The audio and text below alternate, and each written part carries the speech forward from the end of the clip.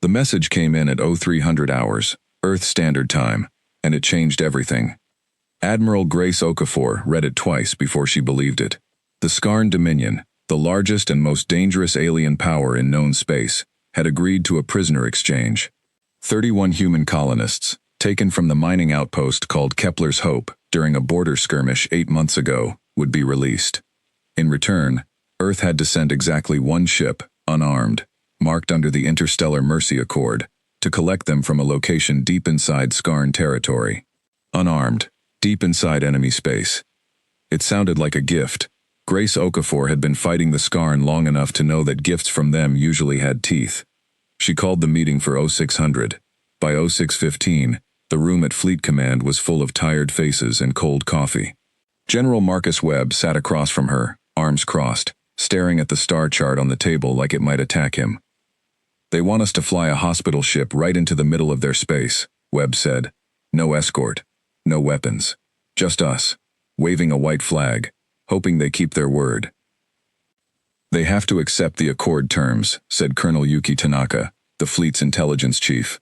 "It's older than the war, older than either side actually. Every species in this part of the galaxy signed it after the Threxy Wars. One ship, marked with the Mercy signal, cannot be fired on during a sanctioned prisoner exchange. If the Skarn break that rule, every other power in the sector will turn against them. They can't afford that. Not yet. So they'll play nice," Webb said, "for one meeting. And then? And then we get our people back," Grace said. Webb shook his head. Or we lose a ship and a crew, and the Skarn get 31 hostages back, plus a shiny new prize. You know how they see us, Yuki. Weak, slow, barely worth the fight. They think we crawled out of some mud pit a few hundred years ago and got lucky with fusion reactors. They are not sending our people home out of kindness. They are doing this because it makes them look strong in front of the other powers, and because they think there is nothing we can do about it either way. Grace let the silence sit for a moment. She had been in this job long enough to know when a room needed quiet before it needed a plan. "You're right," she finally said. "They do think we're weak. And that is exactly why this is going to work." Webb frowned. "Explain." Grace nodded to Yuki, who pulled up a new file on the table screen. It showed a ship. From the outside, it looked exactly like what the Accord required. A slow, wide-bodied medical transport. Its hull painted with the red Mercy Cross, accepted across a dozen species. No visible weapons, no visible armor plating, engines built for comfort and range rather than speed. It was called the Kestrel's Mercy, and it had a real registration, a real medical crew roster, and a real history of humanitarian missions along the border. On paper, on sensors, on every scan a Skarn ship can throw at it, this is exactly what it claims to be, Yuki said. A rescue ship, nothing more. "And in reality?" Webb asked. Yuki tapped the screen again. The outer hull faded away in the display, showing what was underneath. Webb's frown deepened, then slowly turned into something else. Inside the wide, soft shell of the Kestrel's Mercy was another ship entirely. Sleek, dense, built from a new composite armor that Earth's shipyards had only finished testing 4 months earlier. Weapons ports folded flat against its skin, invisible unless you knew exactly where to look and had the right equipment to look with. Engines 3 times more powerful than anything the outer hull suggested. It was a warship, hidden inside a rescue ship, the way a blade hides inside a sheath. "We call her the Widowmaker," Grace said. "Officially, she doesn't exist. Officially, the Kestrel's Mercy is a lightly modified transport, with some extra shielding for the long trip. Unofficially, every weapon, every armor plate, every trick our engineers could fit inside that hull without changing its outside profile is in there. The Skarn will scan her. They will see a slow medical ship with thick walls and old engines. That is all they will ever see, right up until it matters." Webb leaned back in his chair, studying the layered image. "You built a warship shaped like a lamb." "We built a warship shaped like exactly what they expect from us," Grace said. "Something soft, something harmless, something not worth worrying about. That's the whole plan, Marcus. They already believe humans are weak. We are not going to argue with them. We are going to prove it, right up until the moment it matters." The room was quiet again, but it was a different kind of quiet now. Colonel Tanaka broke it. "There's a crew problem," she said. "The Accord requires a listed medical staff, verified in advance, and no combat personnel aboard the Mercy ship. If the Skarn do a head count and find soldiers, or weapons specialists, or anyone who isn't cleared as medical or civilian crew, they can void the whole exchange, and they'd be within their rights to open fire. Then everyone aboard that ship needs to actually be medical and civilian crew, Grace said. Every single one of them. No exceptions. And the warship inside her? Webb asked. Someone has to fly it. Someone has to be ready to bring it online in seconds if things go wrong. You can't run a ship like the Widowmaker with a surgeon at the helm. Grace allowed herself the smallest smile. You're right. Which is why the crew of the Widowmaker will already be trained doctors and nurses first. We have people in the fleet who did both. Combat pilots who went through medical school before they enlisted. Engineers who worked in field hospitals during the border skirmishes. It won't be easy to find enough of them, and it won't be a large crew, but it can be done.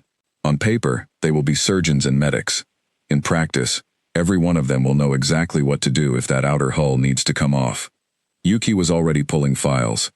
I might have exactly the person to lead it. Captain Elena Voss had not planned on commanding a ship again. 2 years ago, after the Battle of the Perimeter Line, she had quietly transferred out of combat command and into the fleet's medical corps, finishing the degree she had started before the war took her away from it. She told people it was because the fleet needed doctors more than it needed another warship captain. She never told anyone the other reason, that she had lost 11 people under her command at the Perimeter Line, and she had not been able to look at a bridge chair the same way since.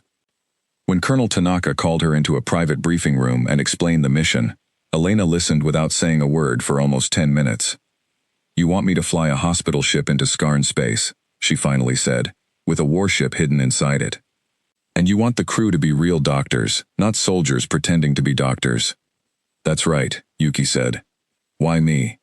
Because you're both, Yuki said, simply. You finished your medical residency last year. You've treated patients in the field. And you also commanded a heavy cruiser in real combat and brought most of your crew home during the worst fighting of the war. We need someone who can walk both those lives at once and not flinch doing either of them. Elena looked down at the mission file for a long moment. 31 names were listed under the header, Kepler's Hope Colonists, confirmed alive. She recognized one of them, a geologist named Priya Nair, who had been a first-year cadet in Elena's training class 15 years ago, before she left the fleet to study rocks instead of war. Elena remembered her laugh. She remembered that Priya used to bring real coffee to the barracks, smuggled from a family farm in the hills of the Western Ghats, and share it with anyone who looked tired enough to need it. I'll do it, Elena said, but I have conditions. Name them. I choose my own crew. Every one of them has to actually believe in the cover, not just perform it. If the Skarn scan for stress signatures or nervous behavior, I need people who aren't nervous because they aren't lying about what they do. And I want final say on the warship's weapons loadout. If we have to use her, I want to know exactly what she can do, before we're in a position where guessing gets someone killed. Yuki nodded. Done. All of it. Building the crew took 6 weeks. Elena traveled to 3 different fleet hospitals and 2 frontier medical stations, interviewing doctors, nurses, and combat medics who had once worn a different uniform. She found Dr. Sam Okoye, a trauma surgeon who had flown gunships during his first enlistment and only left the cockpit after a training accident damaged his hearing enough to ground him from atmospheric flight, though not enough to stop him from working a starship's systems. She found Lieutenant Rosa Delgado, a nurse who had spent 4 years as a weapons technician on a destroyer before deciding she wanted to save lives instead of end them, and who still remembered every targeting protocol she had ever learned. She found Chief Engineer Tomasz Nowak, a quiet man who had built medical bay life support systems for a decade, and who, before that, had designed shield generators for the Third Fleet. One by one, she brought them together in a hangar bay at the edge of the Sol system, where the Kestrel's Mercy sat waiting, painted white and red, looking exactly like what it claimed to be. She did not lie to any of them about what was hidden inside her. This ship will save 31 lives, Elena told the assembled crew on their first day together. That is the mission. That is the real mission, and it does not change no matter what else happens out there. We are doctors and nurses first. If everything goes the way it should, none of you will ever need to remember anything else you used to be. But if it doesn't go the way it should, I need to know that every person in this room can become who they used to be again, fast and without hesitation. Can you do that?" Nobody in the room answered right away. Then Rosa Delgado stood up. "I spent 4 years learning how to load a plasma cannon before I ever learned how to set a broken bone," she said. "I haven't forgotten either one. I don't plan to." One by one, the others stood as well. 3 weeks before launch, Elena walked the Widowmaker alone, the way she used to walk the decks of her old cruiser the night before a battle.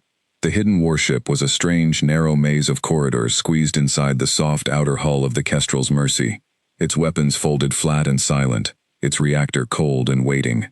Chief Engineer Nowak had shown her the release sequence twice already, the one that would peel away 6 meters of outer hull plating in under 4 seconds and expose the Widowmaker's teeth to the universe. But she made him walk her through it a third time anyway. "You're sure it will hold up under a Skarn deep scan?" she asked. "I built the hull layering myself," Nowak said.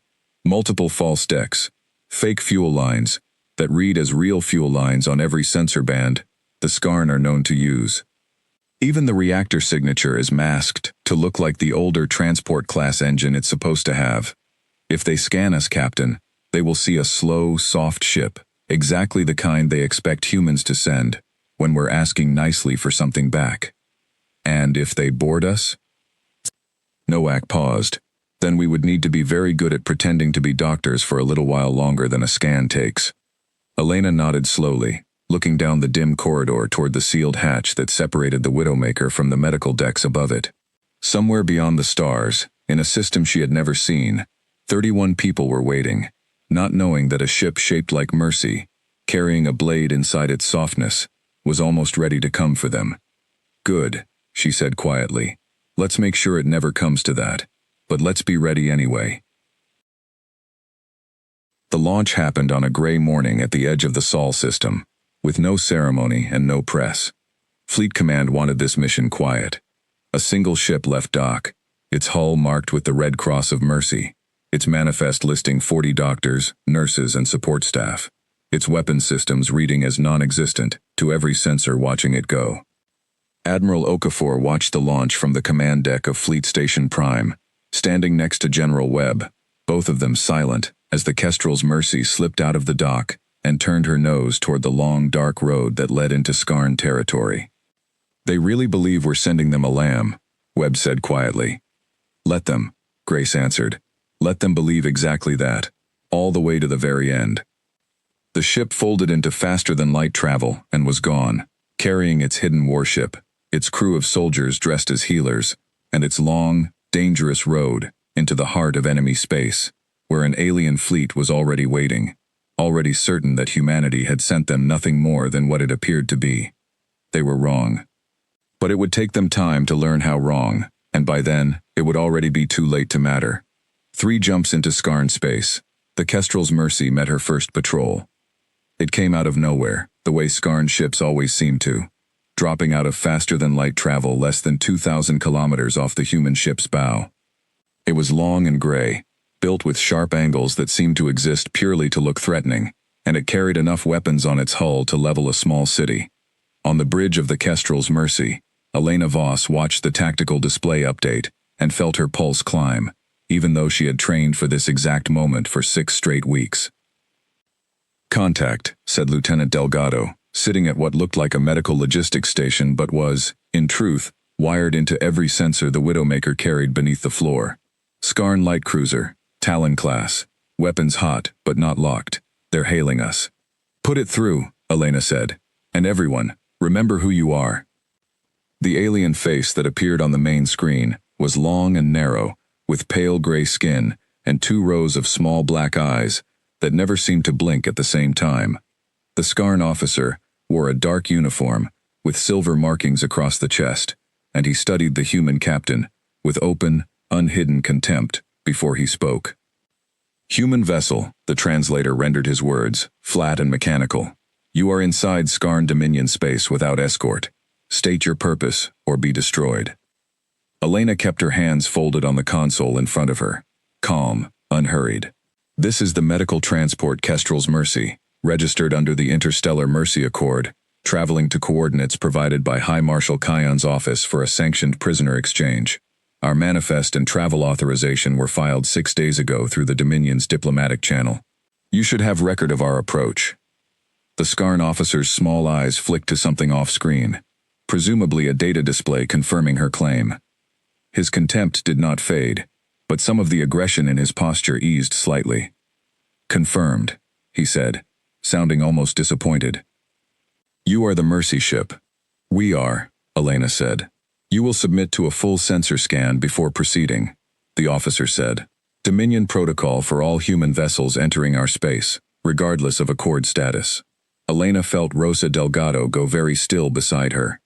This was the moment Nowak's false decks and masked reactor signature would either hold or fail. 3 jumps into enemy territory with nothing but a hospital ship's paint job standing between them and an alien warship's weapons. "Of course," Elena said, her voice not changing at all. "We have nothing to hide. Scan at your convenience." The wait lasted 11 seconds. It felt considerably longer. "Scan complete," the Skarn officer said finally. "Vessel confirmed as unarmed medical transport, consistent with registration. You are cleared to proceed on your filed course. Do not deviate, do not slow. Any change to your flight path will be treated as hostile action." "Understood," Elena said. "Thank you, officer." The Skarn ship did not respond to the thanks.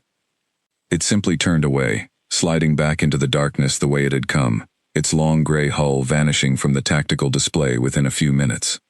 Elena let out a slow breath. Around the bridge, she could see the same tension leaving the shoulders of her crew, one by one. "Scan held," Nowak said quietly from his station, more to himself than to anyone else. "It held." "It'll need to hold 5 more times before we reach the exchange point," Elena said. "Don't relax yet. Just because it worked once doesn't mean it's not luck." Deep inside Skarn territory, in a command citadel built into the side of a red rock mountain on the Dominion's second capital world, High Marshal Kion watched the report on the human mercy ship's approach with the kind of interest a predator gives to something too small to be prey. "They actually sent it," Kion said, his voice carrying the particular tone Skarn officers used when they found something both amusing and slightly beneath them. "One ship, unarmed, straight through 3 of our patrol lines." "The scans confirm it, Marshal," said his aide, a younger Skarn officer named Threx Van.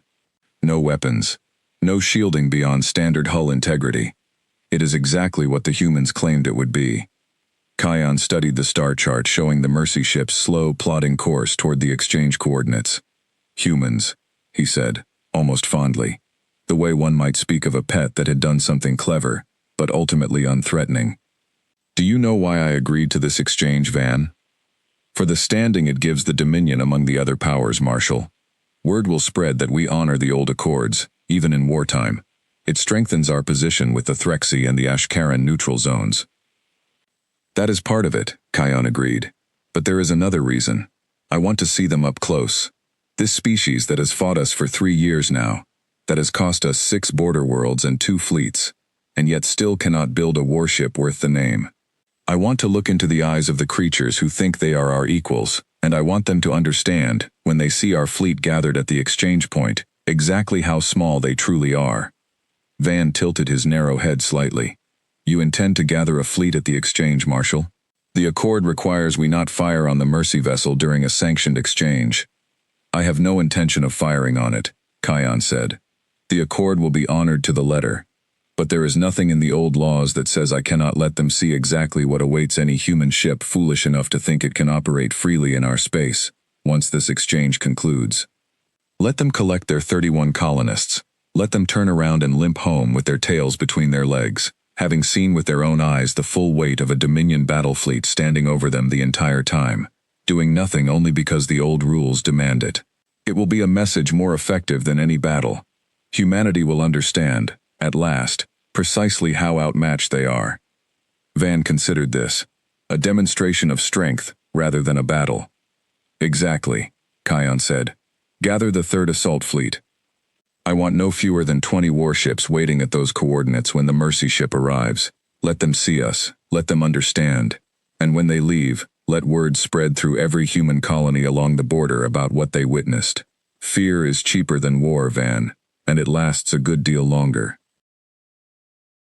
Aboard the Kestrel's Mercy, 5 days into the journey, Elena Voss sat in the small medical office that had been assigned as her private quarters, reviewing the latest data packet that Fleet Intelligence had managed to smuggle through the Deep Space Relay Network. It painted a troubling picture. "They're gathering ships," she said, showing the display to Sam Okoye, who had taken to spending his off hours in her office reviewing tactical projections instead of medical journals, a habit she chose not to comment on. "Intelligence is picking up chatter about fleet movement near the exchange coordinates. Could be 20 ships, could be more.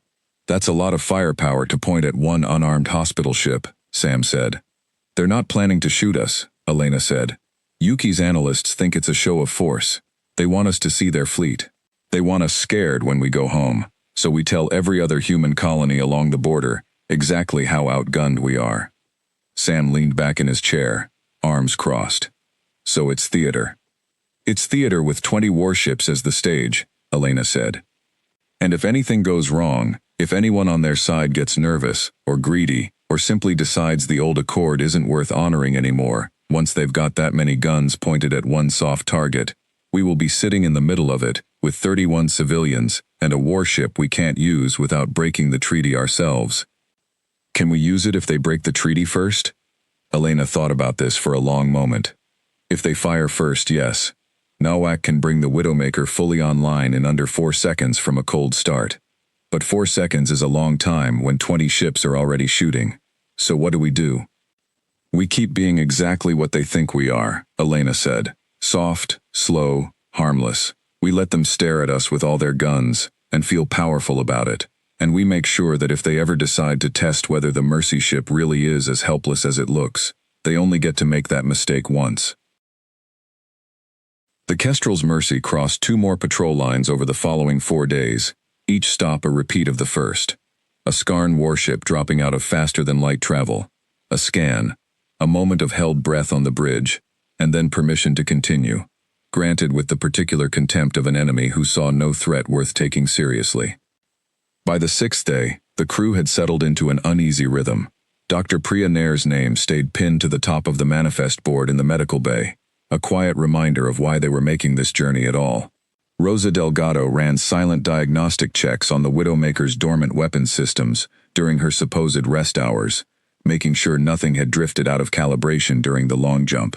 Tomasz Nowak barely slept, running deep scans on his own hull disguise from the inside, hunting for any flaw the Skarn sensors might have missed the first 3 times, but could still catch the 4th or 5th. On the 7th day, Fleet Intelligence's data packet confirmed what everyone already suspected. 23 Skarn warships had gathered at the exchange coordinates, arranged in a wide formation clearly meant to be seen, clearly meant to be understood as a message.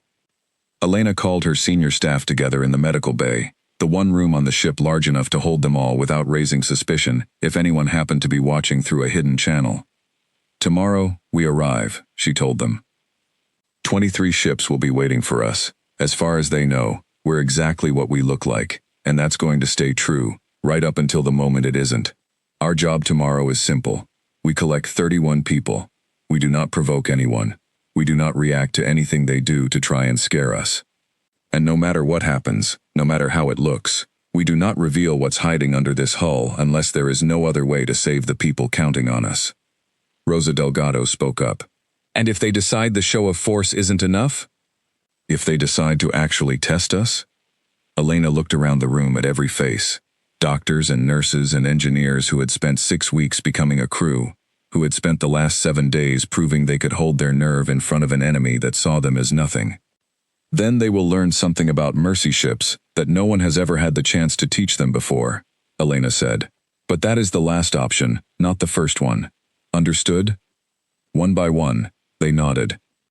Outside the viewport, the stars blurred and stretched as the Kestrel's Mercy prepared for its final jump, carrying its crew of hidden soldiers, its cold warship sleeping beneath a coat of white and red paint, and its long, careful lie toward the one moment where the truth would finally matter.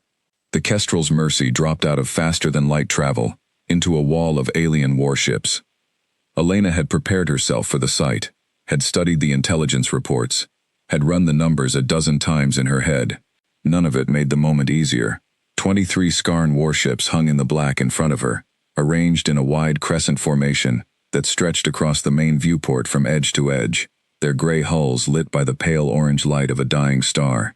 At the center of the formation floated a vessel far larger than the rest, a command carrier easily 10 times the size of the little Mercy ship creeping toward it.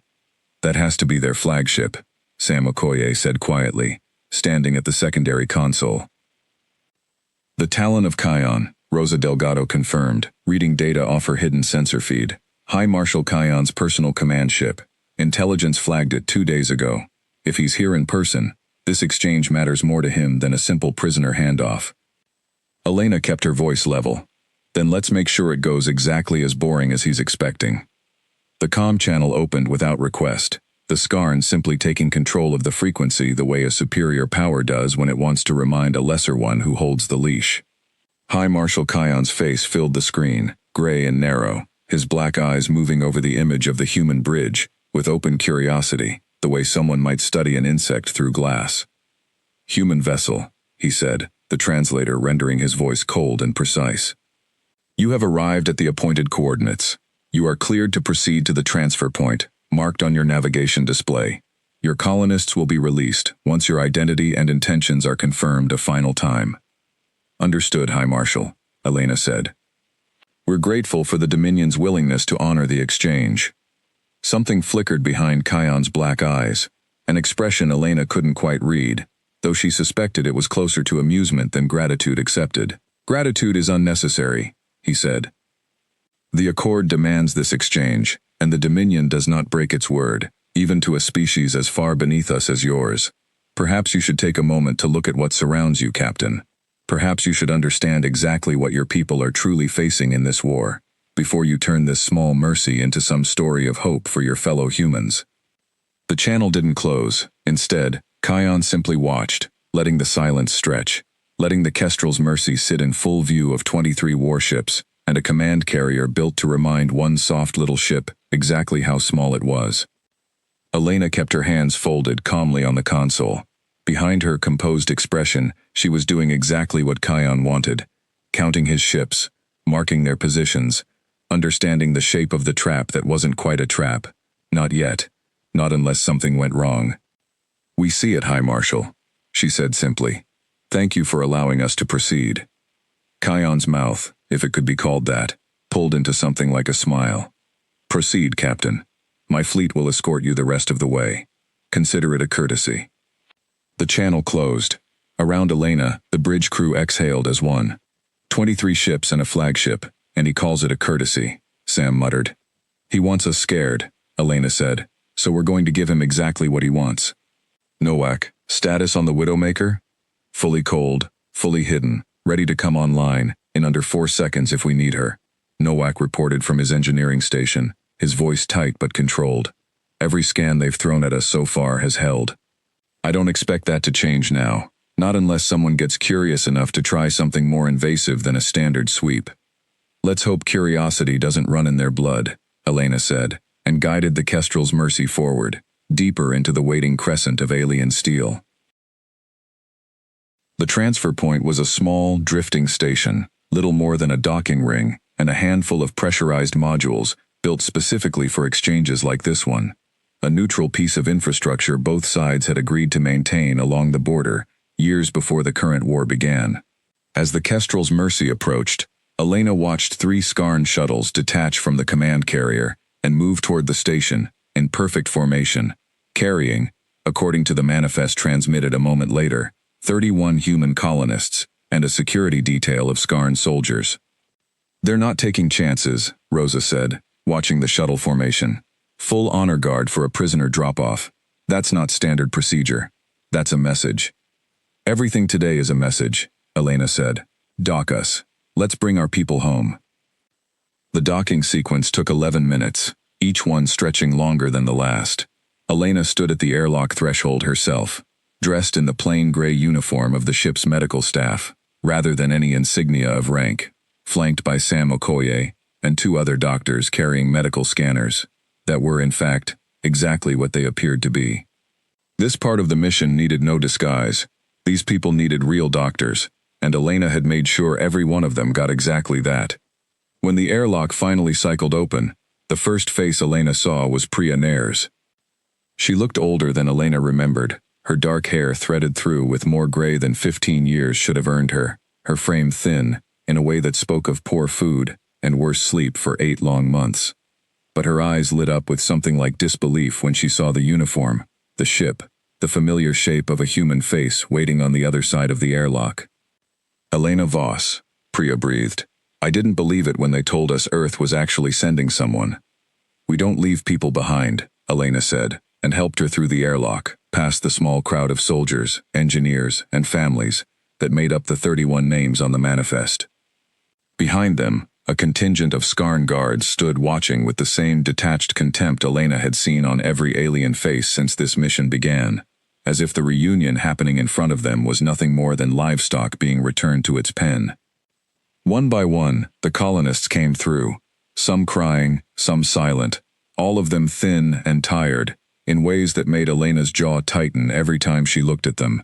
Sam and the other doctors moved through the group immediately, checking vitals, treating the worst of the visible injuries, doing the actual, real work of medicine that had nothing to do with any hidden warship at all. It was, for a few minutes, exactly what it was supposed to be. A rescue. Nothing more.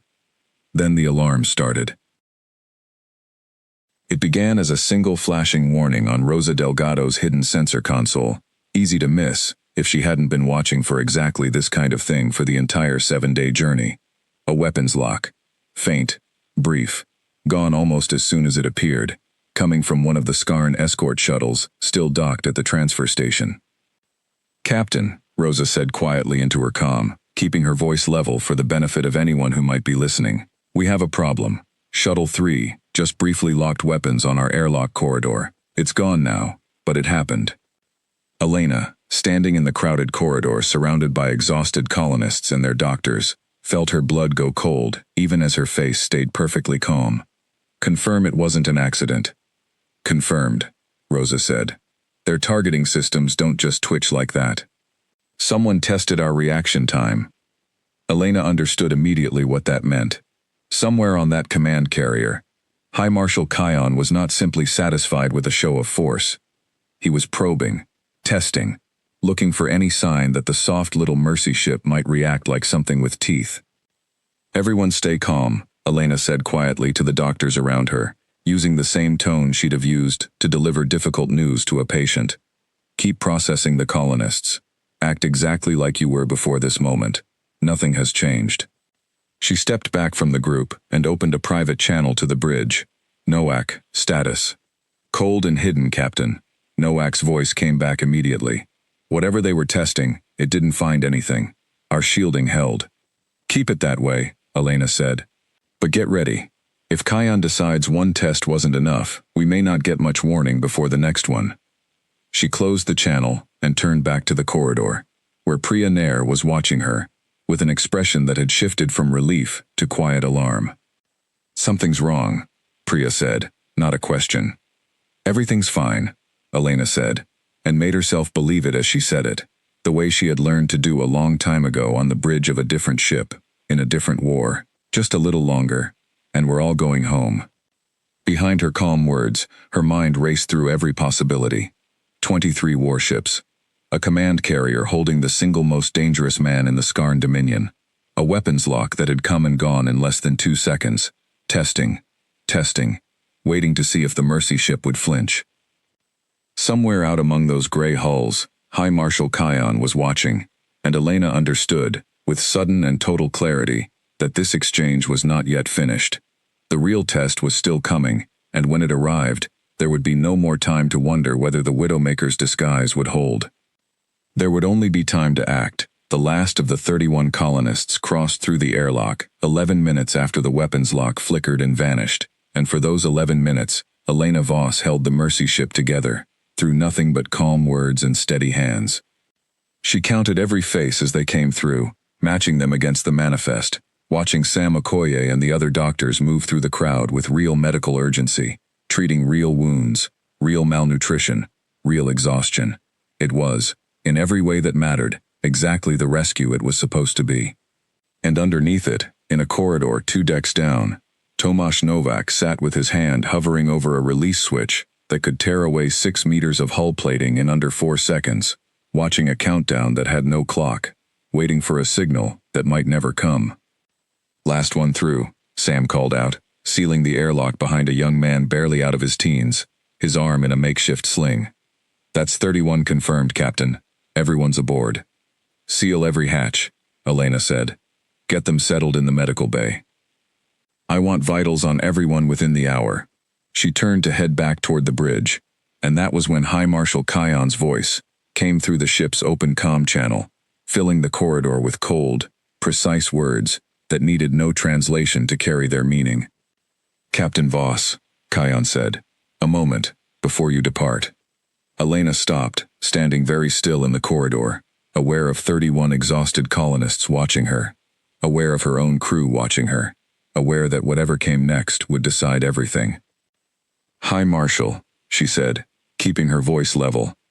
"The exchange is complete," Kion said. "Your colonists are returned, as promised. The Dominion has honored the accord in full, as it always does. But before you leave my space, I find myself curious about something, Captain." "And what is that?" "Your ship," Kion said.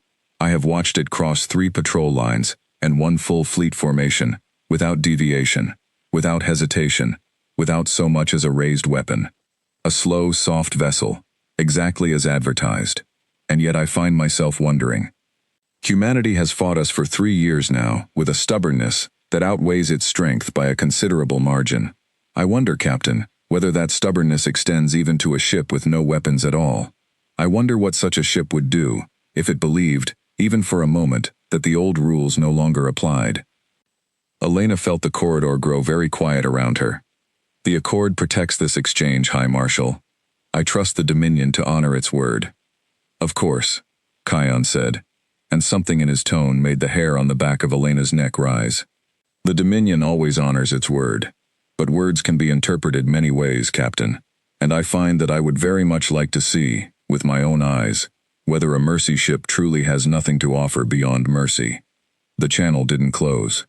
Instead, a new alert flared across every console on the bridge at once, relayed instantly to Elena's earpiece by Rosa Delgado's urgent voice. "Captain, all 23 ships just went to full weapons lock. Every one of them, targeting us." Elena's blood ran cold, but her voice, when it came, stayed absolutely level. "High Marshal, the accord is explicit. Weapons lock against a sanctioned mercy vessel during an active exchange is a violation of terms accepted by every signatory power in this sector, including the Dominion. The exchange concluded the moment your last colonist crossed that airlock, Captain," Kion said, and now there was no more pretense of courtesy in his voice at all, only cold, patient cruelty. "You are no longer protected by any accord. You are simply a slow, unarmed ship, deep in Dominion space, surrounded by 23 warships and a command carrier, with nothing standing between you and total destruction, but whatever mercy I choose to extend. I find myself curious, Captain Voss, whether your species understands the true meaning of that word, now that it applies to you instead of to us." Elena's mind moved fast, weighing every option in the space of a single breath. The accord's language was clear, and Kion had just found the one crack in it. The protection applied during the exchange, and the exchange had, technically, just ended. It was a violation of the accord's spirit, but perhaps not quite its letter, and High Marshal Kion clearly intended to use exactly that gap to do whatever he wanted next, whether that meant humiliation, capture, or destruction.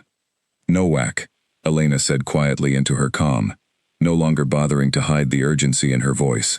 "Status." "Ready," Nowak said. "Say the word, Captain." Elena looked back through the small viewport at the end of the corridor, out at the vast crescent of gray Skarn warships, every one of them now locked onto a ship they believed carried nothing more dangerous than bandages and medicine. She thought of Priya Nair's thin, tired face. She thought of the 30 other colonists now filling the medical bay, finally safe, finally home, about to be caught in whatever cruelty High Marshal Kion had decided to inflict on them for his own amusement. "Do it," she said. The transformation of the Kestrel's Mercy took 3.8 seconds, And every Skarn sensor operator watching it happen would later swear, in their reports, that they simply could not believe what they were seeing. The soft white and red hull of the Mercy ship split apart along 100 hidden seams, panels folding back and away like petals opening, revealing beneath them a darker, denser shape that had been hiding in plain sight the entire time. Weapons ports that had read as fuel conduits on every scan snapped open in a heartbeat, revealing plasma cannons and missile racks that had no business existing on a ship the Accord classified as unarmed. The engines, which had crawled along at a slow, harmless crawl for 7 straight days, flared to full power in an instant, and the ship that emerged from the wreckage of its own disguise was no longer the Kestrel's Mercy at all. It was the Widowmaker, and it had been waiting the entire time. "All weapons online," Rosa Delgado called out from what had, seconds before, been a medical logistics station, and was now, unmistakably, a fully armed weapons control post, shields at full power, targeting solutions ready on all 23 hostile ships.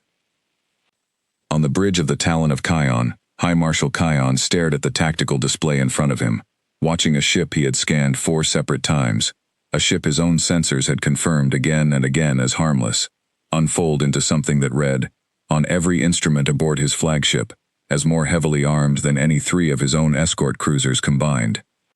"That is not possible," Kion said, his composed voice cracking for the first time since the exchange had begun. "Confirmed weapon signature matches nothing in our database, Marshal," his tactical officer reported, his voice tight with something close to panic. "Shield strength readings are..." "Marshal, these numbers do not match anything we have ever recorded from a human vessel." Elena's voice came through the open comm channel, no longer soft, no longer careful, carrying the same steady authority she had once used to command a heavy cruiser through the worst battle of her career. "High Marshal Kion," she said, "you asked whether a Mercy ship has anything to offer beyond mercy. I would like to answer that question honestly. This ship has offered you mercy for the entire length of this exchange. Every scan, every patrol, every moment your fleet has watched us crawl through your space without complaint was mercy. What you are looking at now is what happens when that mercy runs out. Stand down your weapons," Kion said, his voice regaining some of its cold control, though Elena could hear the effort it took. "You are still outnumbered 23-1, Captain. Whatever your ship has become, it cannot survive a full engagement with my fleet." "Perhaps not," Elena said. "But I don't need to survive an engagement with your entire fleet, High Marshal. I only need to survive long enough for every ship in this system to watch what happens to yours." She turned to Rosa Delgado. "Target the Talon of Kion's primary weapons array and forward shield generators. Nothing lethal. I want him disarmed, not destroyed. Fire on my mark." "Targeting solution locked," Rosa said. Elena looked back at the screen, at High Marshal Kion's narrow gray face, at the sudden, unfamiliar flicker of something that might have been fear behind his black, unblinking eyes. "You wanted to see what humanity truly has to offer, High Marshal," Elena said quietly. "You are about to find out." "Mark," she said. And the Widowmaker opened fire. The first volley from the Widowmaker struck the Talon of Kion's forward shield generators with surgical precision, 3 plasma bolts landing exactly where Rosa Delgado had aimed them, collapsing the massive command carrier's shields along its entire bow section in a single blinding flash. A second volley followed half a second later, tearing through the exposed hull plating beneath the collapsed shields, and silencing the carrier's primary weapons array in a shower of sparks and venting atmosphere. The Talon of Kion did not explode. It was not meant to. But it went dark along its entire forward section, drifting now, its main guns reduced to twisted, useless metal, its shields gone, its High Marshal sitting stunned in a command chair aboard a ship that had, moments before, seemed like the single most powerful thing in the star system. Around the Widowmaker, the remaining 22 Skarn warships hesitated, their weapons still locked but not firing, their captains clearly waiting for orders that were, at that exact moment, in considerable disarray. "Second target," Elena said, her voice calm, despite the fire in her chest. "Escort cruiser off our port side. The one still moving to flank us. Same instructions. Disable. Don't destroy." "Locked," Rosa said. "Firing." 3 more plasma bolts crossed the black distance between ships, and the Skarn cruiser lost its engines in a single precise strike, tumbling out of formation, powerless and drifting just like its flagship. On the open channel, Elena's voice carried across every Skarn vessel still listening. "This is Captain Elena Voss of the Earth vessel Widowmaker. I have disabled 2 of your ships without loss of life aboard either one. I am capable of disabling every warship in this formation the same way, one at a time, for as long as it takes you to understand that this exchange is over, and my ship is leaving this system with the 31 colonists it came here to collect. High Marshal Kion, I would like you to consider very carefully whether the rest of your fleet needs to join your flagship and your cruiser in whatever repair yard is closest, or whether you would prefer to let us go exactly as the accord requires." The silence that followed stretched long enough that Sam Okoye, standing behind Elena's chair, found himself holding his breath without realizing it. Then Kion's voice returned, hoarse, stripped of its earlier cold amusement, carrying instead something raw and unfamiliar, the sound of a predator that had just discovered, for the first time in living memory, that it was not the most dangerous thing in the room. "Stand down," Kion said, and though the words were clearly meant for his own fleet, they carried across every open channel in the system.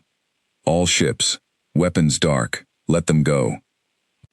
One by one, the remaining 21 Skarn warships released their weapons locks, their gray hulls drifting back, opening a wide corridor of empty space that led directly away from the transfer station and back toward the long road home. Elena did not lower her guard. "Nowak, keep every system hot until we're 3 jumps clear of this system. Rosa, maintain targeting locks on anything that so much as twitches. Sam, get down to the medical bay and make sure our colonists are secure. This isn't over until we're home." They made the jumps without further incident. High Marshal Kion's fleet did not follow, did not fire, did not so much as send another hail. Word of what had happened at the transfer station, Elena would later learn, spread through the Skarn Dominion faster than any official report could contain it, carried by the crews of 23 warships who had all, in their own way, witnessed something they would spend the rest of their lives trying to explain to people who had not been there to see it. A slow, unarmed mercy ship, escorted through Skarn space by nothing but its own reputation for harmlessness, had unfolded into a warship more powerful than anything in the Dominion's own fleet, disabled a command carrier and an escort cruiser in under 10 seconds, and then simply left, carrying its rescued colonists home without firing another shot it did not need to fire. By the time the Widowmaker crossed back into human space, the story had already outraced her. Admiral Grace Okafor and General Marcus Webb stood on the observation deck of Fleet Station Prime as the ship came into dock, its outer hull section still folded open, its true shape visible for the first time to anyone watching from outside, the disguise no longer necessary now that the mission was complete. 31 colonists recovered, Webb said, reading the confirmation off his datapad, something that might have been a smile pulling at the corner of his mouth. 0 casualties, 2 enemy ships disabled, none destroyed. The Skarn High Marshal personally humiliated in front of his own fleet. "And every rule of the Mercy Accord followed to the letter," Grace added. "We didn't fire until they violated the terms first. Every signatory power in the sector is going to know exactly what happened out there, and exactly whose fault it was. They're going to think twice before they underestimate another one of our ships," Webb said. "They're going to think twice before they underestimate anything of ours," Grace said. "That was never really about one hospital ship, Marcus. It was about every human ship the Skarn will ever scan again. From now on, they'll wonder. Every slow transport, every quiet cargo hauler, every unarmed vessel flying our flag through their space. They'll wonder what's hiding underneath, and that wondering is worth more to us than 100 warships flying in plain sight ever could be." Down on the docking platform, the airlock cycled open, and Elena Voss stepped out first, still in her plain gray medical uniform, looking tired in the particular way of someone who had spent 7 days holding a lie together, and one furious, terrifying minute breaking it apart. Behind her came Priya Nair, walking under her own power now, her thin face lit with something that had not been there 8 months ago, back when hope had started to feel like a luxury she couldn't afford. Grace Okafor met Elena at the base of the platform, offering her hand instead of a salute. 31 people are going home because of what you did out there, Grace said. 31 people are going home because we built a ship that could look small and still be strong when it mattered. Elena said. That's not just me, Admiral. That's every doctor and nurse who spent 6 weeks learning to be both things at once, and never let either one slip until the moment we needed it. Grace nodded slowly. High Marshal Kion is going to remember this for the rest of his life. Good, Elena said. Let him remember it. Let every one of them remember it. We didn't go out there looking for a fight. We went out there to bring our people home. But if the Skarn Dominion wants to keep believing that humanity is weak, they're welcome to keep testing that theory. I don't think they'll enjoy what they keep finding. In the weeks that followed, the story of the Kestrel's mercy spread across every human colony along the border, told and retold until it took on the shape of legend. An ordinary rescue ship, sent unarmed into the heart of enemy space, carrying inside it a warship the aliens never saw coming, until the exact moment they needed to see it most. High Marshal Kion's report to the Dominion's ruling council was, by all accounts, considerably shorter than the story that eventually reached human ears, and considerably less flattering to himself. He was not removed from command, but the confidence that had once made him so certain of humanity's weakness never fully returned, not in the reports he filed, and not in the cautious, careful way Skarn patrols began treating every human vessel that crossed their border afterward, armed or not. Elena Voss returned to Earth for exactly 11 days, before Fleet Command asked her to captain another ship. She said yes, the way she always had, though this time she did not need 6 weeks to build a crew from scratch. Sam Okoye, Rosa Delgado, and Tomasz Nowak all volunteered before she finished asking. Priya Nair, once her medical checkups were complete, went back to studying rocks, though she kept, framed on her desk, a small piece of gray hull plating that Tomasz Nowak had given her as a memento, salvaged from the very first panel that had folded open above the docking corridor on the day she came home. And somewhere out along the border, in shipyards Fleet Command did not officially discuss, and colonies did not officially know existed, more ships like the Kestrel's Mercy were already being built, each one wearing the soft, harmless shape of something small, each one carrying, hidden beneath its gentle disguise, exactly the kind of strength that no enemy expected to find. Humanity had learned a lesson from the war, one that would outlast every battle fought before or after it. Sometimes the most dangerous ship in the galaxy is the one nobody bothers to be afraid of. And the Skarn Dominion, along with every other power watching from the shadows of that long, uneasy peace, never quite stopped wondering what else humanity might be hiding, quietly, patiently, behind the softest, most harmless face it could build.